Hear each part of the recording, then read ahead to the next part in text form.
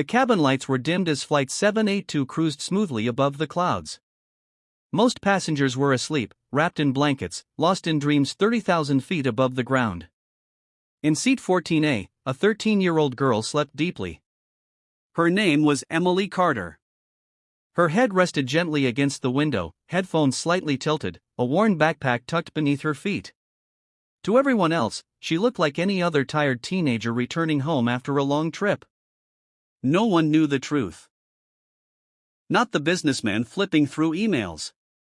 Not the elderly couple holding hands across the aisle.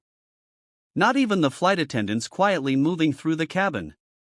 And certainly not the passengers who would soon panic. Airplane the moment everything changed. Without warning, the aircraft jolted. Hard. A few gasps echoed through the cabin. Then another jolt. The seatbelt sign blinked on. Oxygen masks did not fall, but something was wrong. Inside the cockpit, warning lights flashed. A navigation failure. Partial instrument blackout. Turbulence ahead. The co-pilot's voice tightened. "Captain, we've lost primary stabilization assistance." The captain swallowed. This wasn't just turbulence. This was dangerous. Air traffic control warned of a storm cell forming rapidly ahead. Turning back was no longer an option. The captain took a deep breath, reached for the intercom, and said the words that would freeze the cabin. "Studio microphone, is there any fighter pilot on board?" Murmurs exploded. Confusion. Fear. Shock. A fighter pilot? On a commercial flight? People looked at each other anxiously. Some laughed nervously, thinking it was a joke. Then the captain repeated, slower this time. "If there is any trained fighter pilot on board, please identify yourself immediately." Silence. 10 seconds felt like 10 minutes. A man halfway stood, then sat back down. No one moved. Except one person. "Girl, the sleeping girl stirs." In seat 14A, Emily shifted. Her eyes opened slowly. She removed her headphones. She listened. Her face changed, not with fear, but with focus. She unbuckled her seatbelt and stood up. A few passengers stared, confused. A woman whispered, "Sweetheart, sit down." Emily didn't respond. She walked calmly into the aisle. And raised her hand. Fearful face, "This isn't funny." A flight attendant rushed toward her. "Miss, please sit down immediately."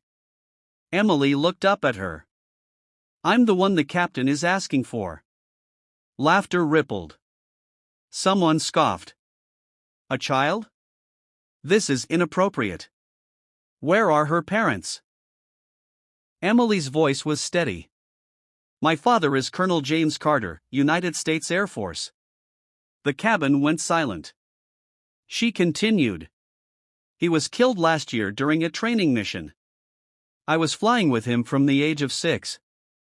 I completed advanced simulator training for youth aviation programs. I know emergency control procedures." The flight attendant hesitated. Then picked up the intercom phone.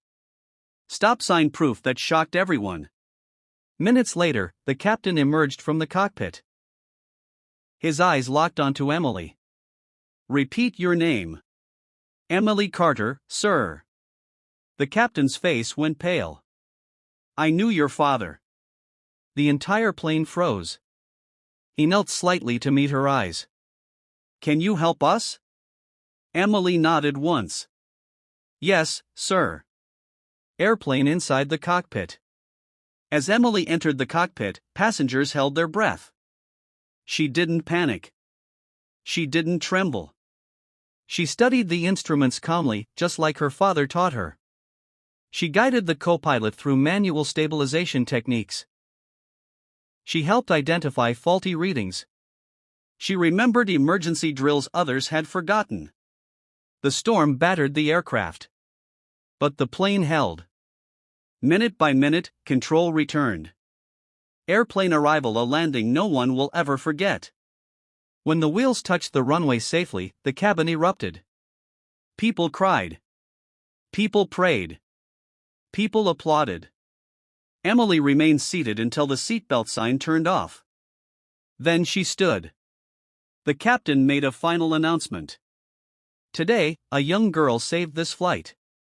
Not with strength, but with courage, discipline, and education.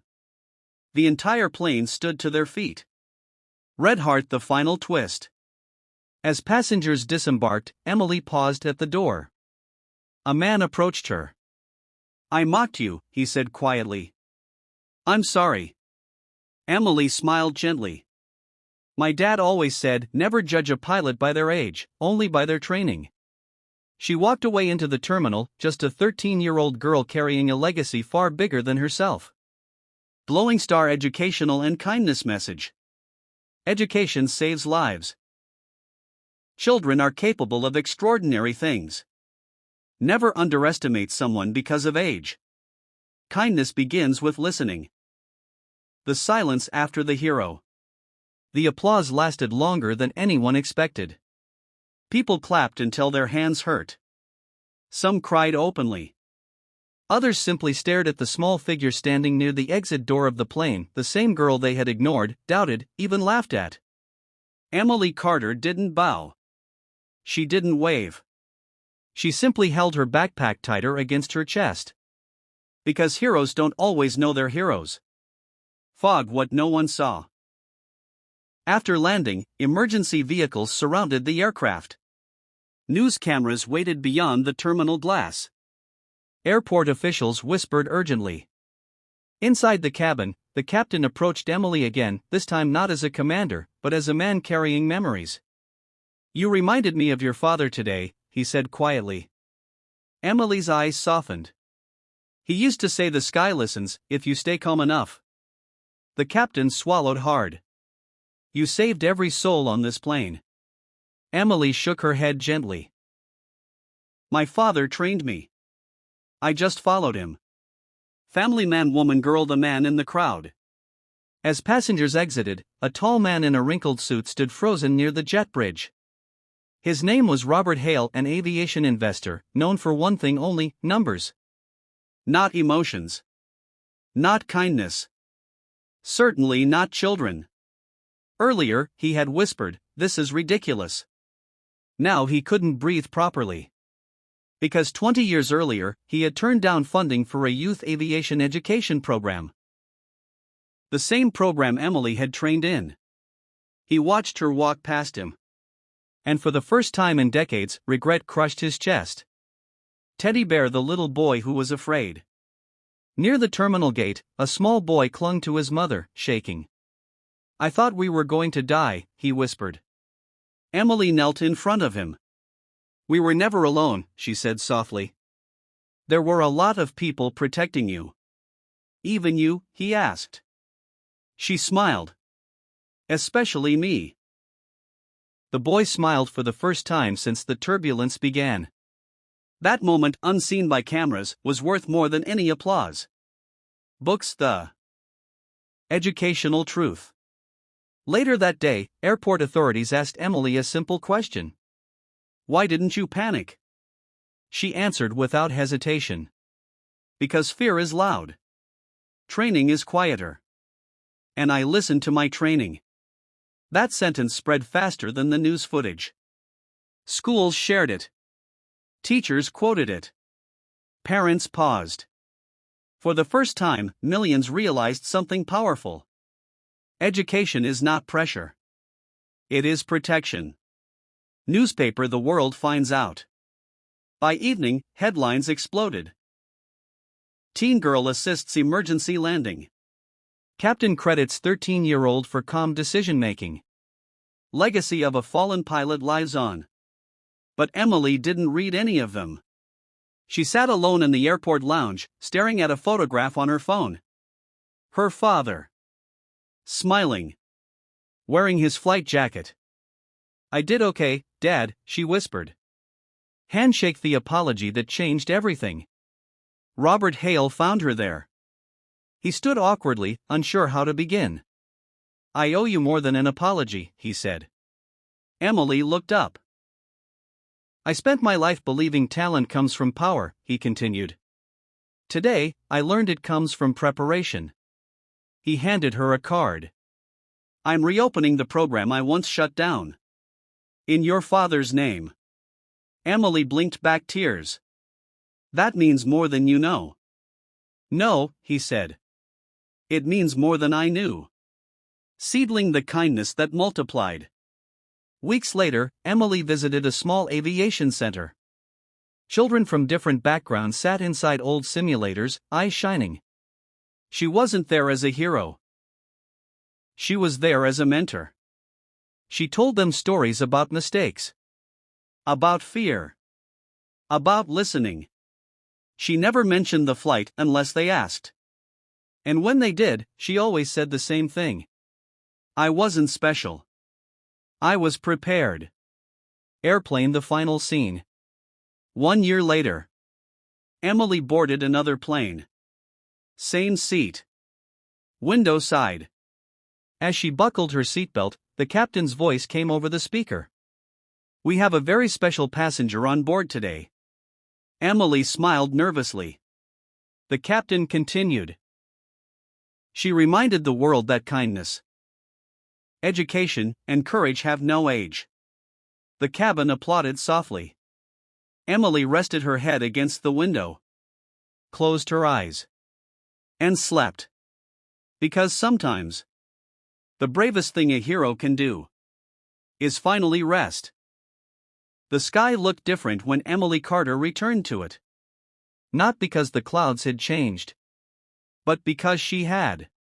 Years had passed since the flight that quietly reshaped her life. The world had moved on, but Emily never forgot the lesson her father had engraved into her heart. Skill fades. Kindness doesn't. Now, dressed in a crisp pilot's uniform, Emily walked through the airport with steady steps. Passengers glanced at her wings, not knowing the story behind them. To them, she was just another pilot. To the sky, she was home.